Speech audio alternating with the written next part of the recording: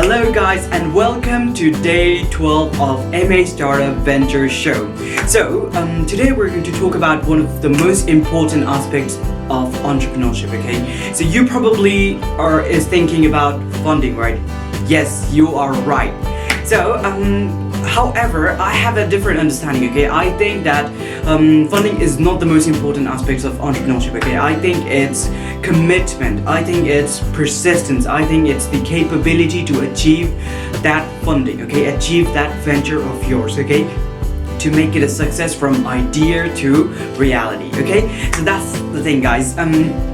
So today, without further ado, we're going to talk about some of the top sources of funding that you can utilize in your life, okay?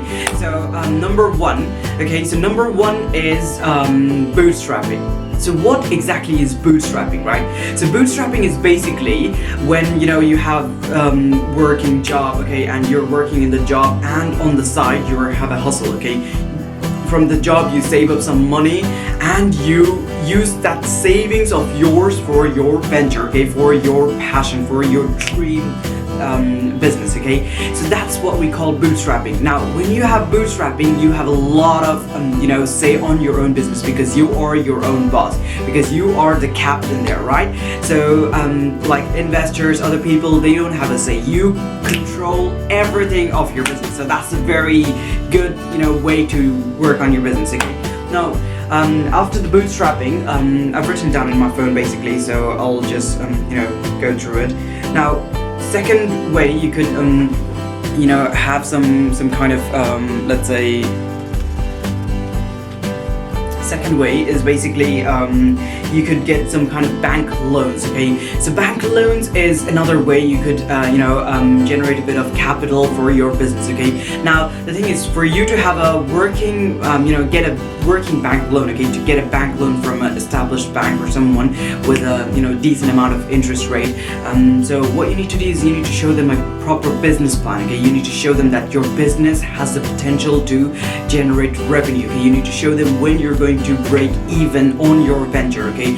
Is it going to be in 5 months? Is it going to be on 6 months? Is it going to be on 10 months?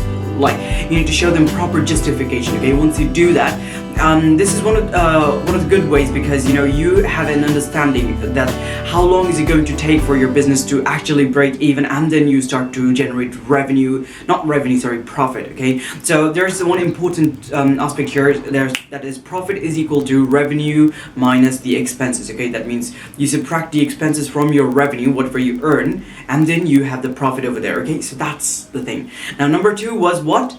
Bank loans, okay? Now number three, you could go to venture capitalists, okay? So do you know what venture capitalists are?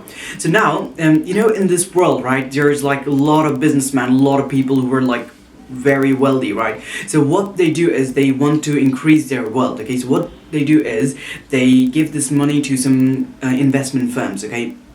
So when they give this money to investment firms, so what happens is these people, these bankers or these financial analysts, they're really good at predicting markets. They're really good at predicting the companies who are going to do good, okay? So that's why these venture capitalist people, what they do is they give you a bit of funding in exchange for a percentage of your company, okay? So these are people are called venture capitalists. So they use some wealthy people's money and are handled by financial analysts, and they give you the money, okay? Now number three is you could go to crowdfunding, okay? How many of you have heard about the site about Kickstarter or Indiegogo? Yes, so these are two of the new models that have come around the world, okay? And it's amazing. You know why? Because what they're doing is they're giving you a chance to put your product in front of a wide variety of audience, okay? And when you do that, you need to show them a prototype, you need to show them your business goals and why you're seeking, what amount of money you're seeking, okay? Now there is going to be different levels of people. Not everyone's going to invest a lot, right? So that's why it's called crowd. Okay, so the whole strategy is you're going to get the money from the crowd. Okay, so the whole crowd, let's say, some person is willing to give you £1,000, some person is willing to give you £10,000, some person is willing to give you just £10, and some person is probably not willing to give you anything. They just want it for free. Yeah, there's a lot of people like that. Yeah. Anyway, that's the thing, guys. So Kickstarter, Indiegogo, these are two of the main sites that are started for crowdfunding, and I think it's amazing. Okay, it's for the seed stages, okay, very early stage of your startups. That's like, it's like when you have a prototype ready and you just talk to them, and not talk to them, you just convey this message to crowd, and crowd gives helps you out. That's the thing. Now, number 4 is smart lease. Okay, so smart lease is basically entrepreneurs can lease their fixed assets. Okay, so you can give your assets to someone in exchange for a bit of cash or in exchange for a bit of percentage. Okay, and when you get that, what happens is you can scale your business. You can increase your production. You can hire that team, or you can do whatever you need to for your business. Okay, that's the thing. So number 4 was smart lease. You need to you need to lease your assets smartly. Okay, so that you can get a bit of cash to get a boost for your business. Okay, number 5 is angel investors. Okay, what is number 5? Angel investors. Okay, now.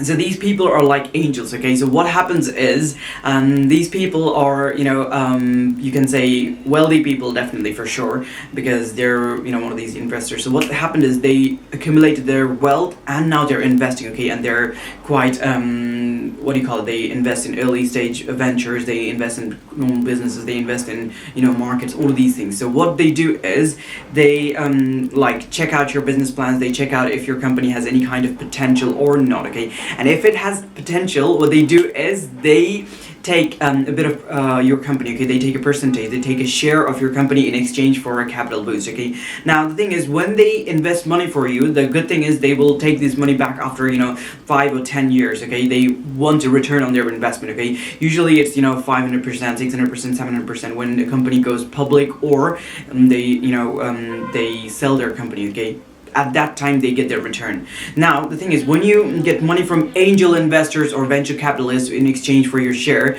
percentage of your company, what happens is they get a control of your company as well. Okay, at that moment you're not the only person who has a control. Okay, all of these people have control too. Okay, so that's why you should be careful always if you actually need to seek that much funding. Okay, and if you need to be careful about the terms and agreements. Okay, you need to be careful about who holds the power. Okay, those things. So for example, these days, have you heard about the incident in Uber? Yes, they ousted the CEO of Uber. Okay, Travis Kalanick, and which is they had some problems in their company culture. However, the guy created this company, and he brought this company Uber to $63 billion market valuation. Okay, so you can understand like how much magnitude of that thing is. Okay, so you need to have the full control over your company. Okay, so that's the thing.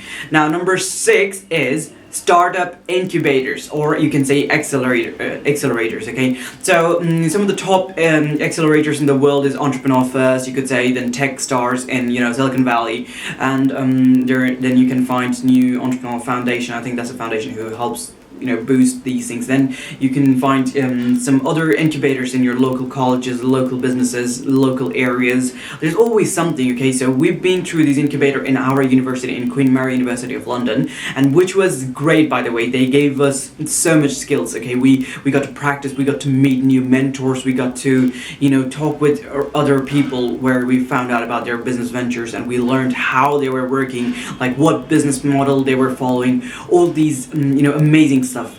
And since I'm passionate about businesses, I'm passionate about entrepreneurship, I love learning about them. Okay, I love sharing about them. So as you can see in the videos, right, that's the thing. Now there's another one, Y Combinator. Okay, that's in Silicon Valley as well. Techstars, Y Combinators. Then there's another one is I forgot the name. It's called it's for the IoT startups. It's definitely in London. I think Startup Bootcamp. Yes, I remember it. Now number 7 is local economic development organizations. Okay, so as we said before, so there's always some local organizations who are willing to help, willing to boost you. Okay, so that if you're in that locality, they can have a share of your success as well. Okay, so that's the thing. So local economic organization could be like local banks, local institutions. They would be offering some kind of sponsorship for your company, or some kind of boost in capital, or whatever it is. They're gonna get something in return, like publicity. They're gonna get a little bit of money. It's like investment by companies rather than those individual peoples. That's the thing. Okay, and there's always grants and all of these commission based works. Okay, and the next one is number 9 is friends and family. Did we say friends and family before? Okay, anyway, so you need to seek money from them, and then you don't need to, is like you can get help from them. Then number 10 is 10. Sorry, 5.